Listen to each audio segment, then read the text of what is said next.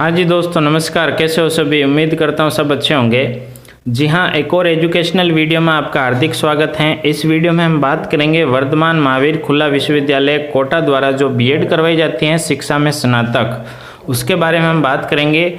ये विश्वविद्यालय आपको डिस्टेंस मोड की एजुकेशन उपलब्ध करवाता है। तो सत्र 2021-22 के लिए जो दूरस्थ माध्यम से आपको बीएड करवाई जा रही है उसके संबंध में तो सबसे पहले इसमें हम बात कर लेते हैं। यहाँ पर एक आपको मैसेज दिख रहा है।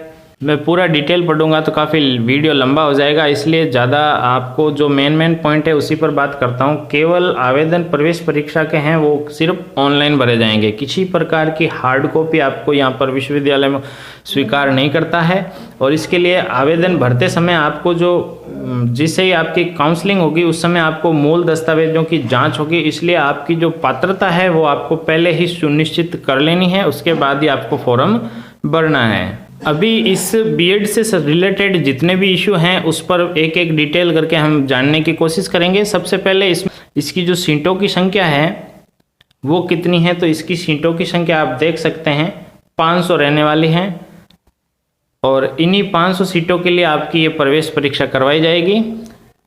तो उसके लिए आपको एक प्रवेश परीक्षा के माध्यम से गुजरना पड़ेगा। तो इसके लिए हम सबसे पहले बात करेंगे इसकी जो पात्रता है, क्योंकि डेट को देखने से कोई मतलब नहीं। सबसे पहले पात्रता देख लेते हैं, उसके बाद ही हम इसकी जो फॉर्म भरने की जो डेट है उन पर हम बात करेंगे। अब बात कर लेते हैं इसकी योग्यता की। तो पहली योग्यता इस प्रकार की है, किसी राजकीय गैर राजकीय मान्यता प्राप्त विद्यालय में वर्तमान में प्राइमरी कक्षाओं कक्षा 1 से 5 अथवा कक्षा 1 से 8 में पढ़ाने वाले अध्यापक हो। तो सबसे पहले आपको ये प्राइमरी क्लासों में अध्यापक होना पहली योग्यता। दूसरी योग्यता इस प्रकार की है, जिन्होंने नियमित रीति से बीएसटीसी या डीएलएड इत्यादि समकक्ष को यहाँ नीचे आसानी से और आसान भाषा में इस बार क्लियर कर रखा है, अभी हम उस पर भी ध्यान देंगे। द्विवर्षीय प्राइमरी अध्यापक शिक्षण प्रशिक्षण कार्यक्रम जो NCTE से मान्यता प्राप्त उत्तीर्ण किया हुआ हो, यानी कि ये जो कोर्स करवाती हैं टीचर एजुकेशन से रिलेटेड वो मान्य उत्तीर्ण हो। इसके बाद में जो तीसरा जो शर्त है या योग्यता है वो इस प्रकार की है, स्नातक या स्नातकोत्तर जो भी सेमेस्टर हो, जो भी वर्ग हो, परीक्षा सामान्य वर्ग न्यूनतम 50%, बीटेक स्नातक, यानी कि जो बीटेक है उसको भी स्नातक माना गया है। तो वो विज्ञान गणित विशेषज्ञता के साथ ये जो विषय है वो होने मान्य वर्ग न्यूनतम 50% अंक से उत्तीर्ण हो। इसमें जो प्रतिशत की बात है पूरी विवरणिका में मैंने पढ़ा है, 1 अंक भी आपका कम हो तो वो मान्य नहीं होगा। अब जो आरक्षण है वो आपको SC ST अन्य पिछड़ा वर्ग और अति पिछड़ा वर्ग दिव्यांग के लिए, महिलाओं के लिए ये सब में 5% की छूट निम्न अनुसार रहेगी। अब आप बात कर लेते हैं जो समकक्ष हैं उसको यहाँ अच्छे से समझा रखा है, आप देख सकते हैं। पहला यहाँ जो समकक्ष को है वो मैं इसको डिटेल पढ़ के बताऊंगा तो आपको काफ़ी टाइम लग जाएगा, वीडियो भी लंबा हो जाएगा। मैं इसको जितना समझ पाया हूँ सीधा ही आपको समझा देता हूँ। समकक्ष यहाँ पर उस चीज़ को बता रखा है, पहले तो जो भी पाठ्यक्रम है वो आपका 2 वर्ष का होना चाहिए। दूसरा, जो भी पाठ्यक्रम हुआ है वो नियमित रीति से रेगुलर मोड से होना चाहिए। अगर आपके बीएसटीसी या डीएलएड है 2 साल का है तब तो कोई दिक्कत नहीं। अन्य इनके अलावा कोई भी कोर्स आपने कर रखा है एजुकेशन से रिलेटेड और आपने अगर राज्य सरकार में नियुक्ति ले ली है अध्यापक पद पर, तो आप ये दावा नहीं कर सकते कि आप उसके समकक्ष हैं। इसके लिए आपको क्या करना पड़ेगा, आपको इससे रिलेटेड NCTE से आपको एक मान्यता प्रमाण पत्र आपको प्राप्त करना पड़ेगा। उसके बाद ही आप चयन काउंसलिंग प्रक्रिया में भाग लेंगे और उस समय आपको प्रस्तुत करना पड़ेगा। तो कुल मिलाकर ये पॉइंट ये कह रहा है, अगर आपके BSTC डीएलएड है तब तो कोई दिक्कत नहीं, 2 साल वाला और रेगुलर रीति से। इसके अतिरिक्त आपने किसी भी प्रकार का कोई भी डिप्लोमा या कुछ भी करके आपने नियुक्ति ली है तो आपको पहले यहाँ से एक प्रमाण पत्र लेना पड़ेगा, उसके बाद ही आपको काउंसलिंग में भाग लेने देंगे। दूसरा जो है आप यहाँ देख सकते हैं BSTC और DLED आपके जो अंक तालिका प्रमाण पत्र है उस पर परीक्षा सत्र और परिणाम तिथि जो आपकी घोषित हुई है उसमें 2 या 3 माह का अंतर रहता है। तो आपको इस बात का एक प्रमाण पत्र प्रस्तुत करना पड़ेगा कि आपकी जो प्रथम वर्ष और द्वितीय वर्ष जो नियमित रीति से पूर्ण हुई है उसका शिक्षण सत्र कौन सा रहा है, तो ऐसे में आपको अपनी संस्था से जारी जो TC होगी, TC स्थानांतरण प्रमाण पत्र अथवा जो चरित्र प्रमाण पत्र होगा उस पर ये लिखवा कर अंकित करके लाना पड़ेगा। उसके बाद ही आप आवेदन भरें। अब बात कर लेते हैं इनके जो आवेदन फॉर्म है वो कब भरे जाएंगे। तो आप देख सकते हैं फॉर्म जो भरने की जो तिथि आरंभिक होगी वो इस प्रकार की होगी 8 मार्च 2021 से, और जो फॉर्म भरने की जो लास्ट डेट होगी वो होगी 22 अप्रैल 2021 की। और आपकी जो परीक्षा की जो संभावित तिथि है, या संभावित शब्द दे रखा है, चेंज भी हो सकती है, तो ये दे रखा है 23 मई 2021। तो ये डेट लगभग तय रहती है, मई में एग्ज़ाम हो ही जाते हैं। इसकी जो फीस रहती है वो 1000 रुपये की रहती है, वो आप ई-मित्र से या फिर आप नेट बैंकिंग से आप फिल कर सकते हैं।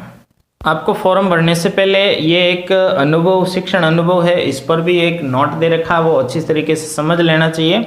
इसमें पहले क्या था, 2 वर्ष की एक बाध्यता थी, 2 वर्ष पूर्ण होने के बाद ही आप ये फॉर्म भर सकते थे शिक्षण अनुभव का, लेकिन अभी इसमें क्या कर रखा है, ये बाध्यता हटा दी गई है। वर्तमान में केवल अध्यापक होना ही प्राप्त है, लेकिन वो पूरी बीएड के दौरान अध्यापक रहना चाहिए। शर्त ये रखी हुई है कि पूरे जब तक आपका बीएड चल रहा है तब तक आपको अध्यापक पद पर रहना आवश्यक रहेगा।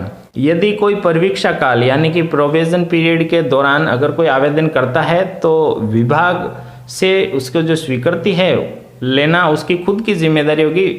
जो ये विश्वविद्यालय है वो उसमें किसी भी प्रकार का आपको रियायत या किसी भी प्रकार का अन्य ऑप्शन नहीं देता, इसकी स्वीकृति आपको ही लेनी पड़ेगी।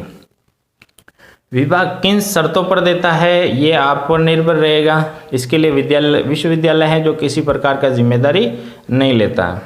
इसमें एक चीज़ यहाँ पर क्लियर कर लें, आपके स्नातक में अगर 50% अंक हैं सामान्य वर्ग के लिए और आरक्षित वर्ग के लिए 45% अंक हैं तब तो ठीक है। अगर ये आपके स्नातक में नहीं है तो ही आप स्नातकोत्तर विषय का उल्लेख करें, अन्यथा आपको स्नातक के बेस पर ही आपको सब्जेक्ट भरने हैं और इसका ही डिटेल भर के आपको फॉर्म अप्लाई करना है।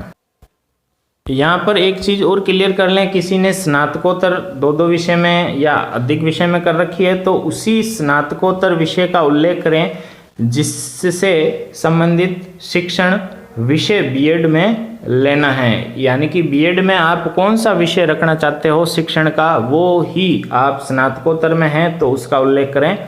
ये आपके ऊपर रहेगा, अपनी इच्छा अनुसार आप उसमें सेलेक्ट कर सकते हैं और वो ही सब्जेक्ट आप वहाँ पर फिलअप कर सकते हैं। आप देख सकते हैं जो प्रश्न पत्र है वो अंग्रेजी व हिंदी दोनों माध्यमों में होगा। मतलब भाषा का जो खंड रहेगा, जैसे इंग्लिश का तो वो इंग्लिश में ही रहेगा। और दूसरा जो पॉइंट है आप देख सकते हैं इसकी जो टाइम रहने वाला वो 3 घंटे का रहने वाला। प्रत्येक प्रश्न का जो अंक दे रखा वो निर्धारित 3 अंक हैं और टोटल जो प्रश्न पत्र का होगा वो होगा 450 अंक का। प्रत्येक भाग में आपको 30 प्रश्न मिलेंगे और प्रश्न पत्र में कुल 5 भाग होंगे और ये एक 150 प्रश्नों का एक पेपर सेट होगा और इसके प्रत्येक सही उत्तर देने पर आपको 3 अंक मिलेंगे और एक गलत उत्तर पर आपको 1 अंक काट लिया जाएगा। मतलब इसमें माइनस मार्किंग की जाएगी, ये आप अच्छे से ध्यान रख लें। अब बात कर लेते हैं इसका जो डिटेल जो सिलेबस है, आप इसकी स्क्रीनशॉट ले लें और ये जो डाउनलोड कहाँ से करना वो भी मैं वीडियो के अंत में आपको बता दूंगा। तो सेक्शन ए में मेंटल एबिलिटी इस प्रकार आने वाली है। दूसरा आप ये देख लें में। तीसरा जो सेक्शन है वो जनरल अवेयरनेस का होगा, उसमें क्या क्या चीज़ें आएंगी वो आप यहाँ से स्क्रीनशॉट ले लें। फिर डी और ई सेक्शन है वो जो लैंग्वेज से संबंधित है, आप इसका भी स्क्रीनशॉट ले लें। तो दोस्तों इस प्रकार जितना हो सकता है मैंने आपकी इस वीडियो में समझाने की कोशिश की है। तो दोस्तों आप मेरे से जितना हो सका मैंने आपको समझाने की और आपकी हेल्प करने की कोशिश की है। तो दोस्तों जितना मेरे से हो सका उतनी मैंने आपकी हेल्प करने की कोशिश की है। किसी भी इस वीडियो से रिलेटेड या इस बीएड से रिलेटेड कोई भी आपको इश्यू रहता तो आप कमेंट कीजिएगा, मैं उसका रिप्लाई दूंगा। और रही बात, मैंने यहाँ से बीएड कर रखी है और इससे रिलेटेड मैंने वीडियो भी बना रखे हैं इस चैनल पर, तो बने रहिएगा चैनल के साथ। जय हिंद, जय भारत। और एक और सूचना यहाँ शेयर करना चाहूँगा, इसकी जो काउंसलिंग से संबंधित आपको क्या प्रिपरेशन करनी है, तो जब एग्ज़ाम हो जाएगी उससे पहले या उसके बाद में मैं आपको इसका भी एक फुल वीडियो डाल दूँगा चैनल पर। बने रहिएगा चैनल के साथ। जय हिंद, जय भारत।